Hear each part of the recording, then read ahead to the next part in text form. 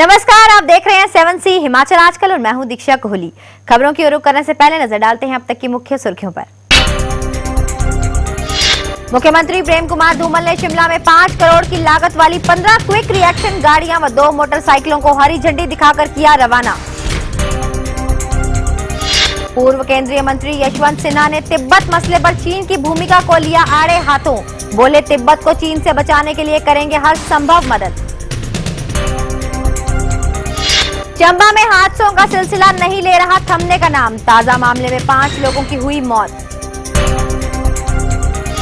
लाहौल स्पीति की वादियों में बारिश व हिमपात के बाद मौसम हुआ सुहावना। लोगों को इस बार ज्यादा बर्फबारी की है उम्मीद। और अब खबरें विस्तार से।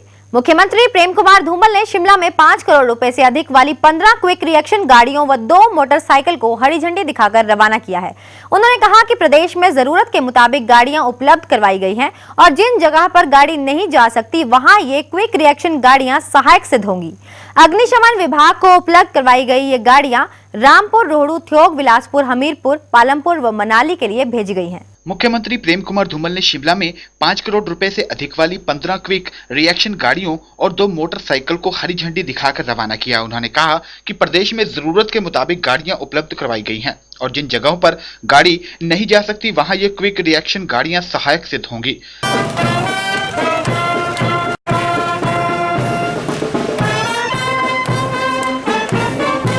अग्निशमन विभाग को उपलब्ध करवाई गई ये गाड़ियां रामपुर, रोहड़ू, ठियोग, बिलासपुर, हमीरपुर, पालमपुर व मनाली के लिए भेजी गईं, जबकि 3 गाड़ियां और मोटरसाइकिल शिमला में ही रहेंगी।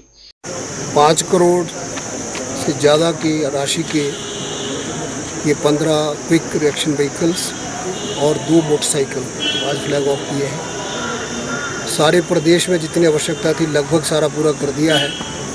जैसे रामपुर, रोहड़ू, ठियोग, बिलासपुर, मनाली, कुल्लू, पालमपुर, धर्मशाला, हमीरपुर और 3 गाड़ियाँ शिमला के लिए। और जिन गलियों में गाड़ी नहीं जा सकती वहाँ के लिए आपने देखा 2 मोटरसाइकिल पूरे सामान के साथ फिटेड आज फ्लैग ऑफ किए हैं। मैं होम गार्ड्स के डायरेक्टर जनरल और उनके सारे मेंबर्स को फायर सर्विसेज के बधाई भी देता हूँ और होम डिपार्टमेंट की तरफ से सारा प्रबंध किया गया है। हमें आशा है अग्निशमन के काम में बहुत महत्वपूर्ण योगदान रहेगा। इस अवसर पर डीजीपी व निदेशक अग्निशमन सेवाएं बी कमल ने कहा कि पिछले 1.5 साल में विभाग द्वारा प्रदेश के विभिन्न क्षेत्रों में 7 अग्निशमन केंद्र खोले गए और हर केंद्र में 2-2 गाड़ियां तैनात कर दी गई हैं। पिछले 1.5 साल में जो है 7 और नए फायर स्टेशन हमने ओपन किया है और ये नए फायर स्टेशन में मिनिमम 2-2 गाड़ियाँ हमने भेजा है वहाँ पर with the required staff. Apart from that हमने एक्वायर किया है AFT advanced fire technology mist. ये जो है लेटेस्ट टेक्नोलॉजी है। इसको 25 वजन of this thing is 25 kg। ये फायरमैन इसको लेके छोटे गलियों में भी जाके फायर को एक्सटिंग्विश कर सकते हैं। अभी प्लान जो है हमारा 2 और जो है फायर स्टेशन हम लोग ओपन कर रहे हैं। एक कालाम में एक कर रहे हैं हम लोग और नैना देवी में दूसरे। ये दोनों जो है फंडेड बाय द इंडस्ट्रियलिस्ट, इसी में कर रहे हैं। The local industries people they are funding and giving the vehicles. Shimla से सुभाष की रिपोर्ट, 7C हिमाचल आजकल। पूर्व केंद्रीय मंत्री यशवंत सिन्हा ने कहा है कि तिब्बत पर लगातार चीन द्वारा हो रहे अत्याचार से वे परिचित हैं और वे तिब्बत को चीन से बचाने के लिए मदद करेंगे। उन्होंने कहा कि वे बाहरी राज्यों से उनके लिए समर्थन भी मांगेंगे। पूर्व केंद्रीय मंत्री यशवंत सिन्हा ने कहा है कि तिब्बत पर चीन द्वारा किए जा रहे अत्याचार से वे परिचित हैं और इसके लिए वो पूरी मदद करेंगे। धर्मशाला के मोकलोडगंज में पत्रकार वार्ता में उन्होंने कहा कि वे तिब्बत को चीन से बचाने के लिए मदद करेंगे। उन्होंने कहा कि वे बाहरी राज्यों से उनके लिए समर्थन मांगेंगे। उन्होंने कहा कि वे दिल्ली जाकर अपने सहयोगियों के साथ जो संसद में हैं और उसके उपरांत तिब्बत निर्वासित सरकार के साथ मिलकर उस रणनीति की घोषणा करेंगे। तिब्बत के अस्तित्व को समाप्त करने का एक प्रयास चीन द्वारा किया जा रहा है। चीन के विरोध में जब कभी तिब्बत के लोग खड़े होने का प्रयास करते हैं तो चीन द्वारा उनके ऊपर जुल्म ढाया जाता है। तिब्बत की वेदना आप जानते हैं कि 1950 में शुरू हुई, जब तिब्बत के ऊपर चीन का आक्रमण हुआ और कब्जा हुआ और उसके बाद से कई प्रकार की घटनाएं घटती रही हैं। और तिब्बत के अस्तित्व को समाप्त करने का एक कुचक्र चीन के द्वारा बराबर चलाया जा रहा है। और उसके विरोध में जब कभी तिब्बत के लोग खड़े होने का प्रयास करते हैं तो उनके ऊपर बहुत ज़बरदस्त जुल्म ढाया जाता है, ऑपरेशन होता है। किसी को मार देना आसान है, कोई किसी की हत्या कर दे तो मैं मानता हूँ कि शायद वो ज़्यादा आसान है, लेकिन स्वयं कोई अपने को जला डाले वो ज्यादा मुश्किल है। यशवंत सिन्हा का कहना है कि तिब्बतियों द्वारा आत्मदाह कर रहे हैं। इससे साफ पता चलता है कि चीन द्वारा जो जुल्म किया जा रहा है वे कितना बढ़ रहा है। मेरा आने का मुख्य मकसद था कि मैं तिब्बत की वेदना के साथ अपने को जोड़ूं और ये दिखाऊं कि भारत में ऐसे कई संसद सदस्य हैं जो तिब्बत की वेदना से जुड़े हुए हैं और उनका जो तिब्बत का कॉज है उसके लिए उनके मन में पूरा समर्थन है। धर्मशाला से मृत्युंजय पुरी की रिपोर्ट, 7C हिमाचल आजकल। चंबा में आए दिन हो रहे वाहन हादसों का दौर थमता हुआ नजर नहीं आ रहा। जी हां, हादसे की इस कड़ी में एक और घटना जुड़ गई है जो घटी है चंबा के कलसुई में, जहां एक कार के दुर्घटनाग्रस्त हो जाने से उसमें सवार 5 में से 4 लोगों की मौके पर ही मौत हो गई, जबकि एक शख्स अभी लापता है।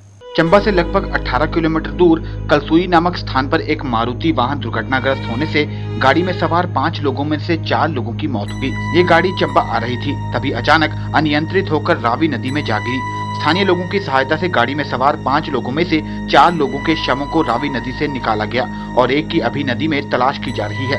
गाड़ी में सवार 3 व्यक्ति कलसुई के निवासी बताए जा रहे हैं। ये 5 व्यक्ति स्थानीय प्रोजेक्ट के कर्मचारी थे। घटना की सूचना मिलते ही जिला प्रशासन के अधिकारी भी मौके पर पहुंचे। प्रशासन द्वारा लापता व्यक्ति की तलाश की जा रही है।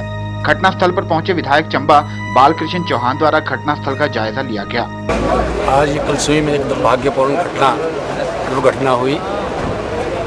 एक मारुति कार जो चंबा की तरफ जा रही थी, ये गाड़ी सीधी कलसुई छोटा पुल से टकरा करके सीधी जो है वो कोने पे जो गिरी, वहाँ से तो सीधी दरिया में पहुँची और दरिया में क्योंकि पानी गहरा होने के कारण पानी छोड़ा हुआ था NHPC के डैम से, इसलिए वो गाड़ी जो है उसको ट्रेस आउट करने में, डेड बॉडीज को निकालने में यहाँ की स्थानीय जनता ने काफ़ी मशक्कत करी। पुनीत मल्होत्रा, 7C हिमाचल आजकल, चंबा। हिमाचल प्रदेश में पश्चिमी विक्षोभ के कारण अधिकांश इलाकों में बारिश हुई, जबकि लाहौल स्पीति जिले की ऊंची चोटियों पर हल्का हिमपात हुआ है। इस ताजा वर्षा व हल्के हिमपात से तापमान में कमी भी आई है।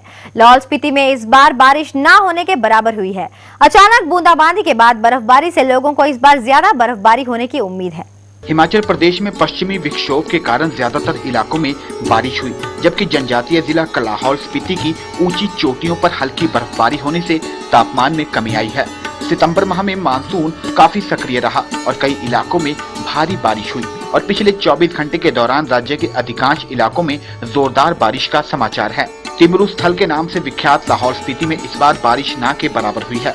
लाहौल घाटी के निचले इलाकों में कल वर्षा के साथ ऊंचाई वाले क्षेत्रों में हल्का हिमपात हुआ है। घाटी के लोगों का मानना है कि इस बार बारिश तो बिल्कुल कम हुई है, मगर अचानक हुई बर्फबारी से ठंड बढ़ गई है। उन्होंने कहा कि ऊंची चोटियों पर हुई बर्फबारी से लगता है कि इस वर्ष घाटी में कभी भी बर्फ हो सकती है। लाहौल घाटी में अब ऐसा कोई महीना नहीं बचता जब बर्फबारी ना हो, लेकिन कल रात से जो लाहौल घाटी में तेज बारिश हो रही है और ऊंचे चोटियों पर बर्फबारी हो गई है, तो ऐसा लगता है कि सितंबर माह में भी बर्फबारी की कभी भी संभावना हो सकती है। राजधानी शिमला व साथ लगते इलाकों में वर्षा का क्रम रुक रुक जारी है और तापमान में आई कमी से हल्की ठंड महसूस की जा रही है। कुछ इलाकों में धुंध भी छाई रही। मौसम विभाग के मुताबिक आने वाले 2 दिनों तक प्रदेश के कई इलाकों में बारिश होने की संभावना है। विभाग ने कुछ स्थानों पर भारी बारिश की चेतावनी भी जारी की है। लाहौल स्पीति से कुंदन लाल, 7C हिमाचल आजकल। वक्त हो चला है एक छोटे से ब्रेक का। ब्रेक के बाद आपको दिखाएंगे कि हमीरपुर में भी सामने आया एक सब टाइफस का मामला।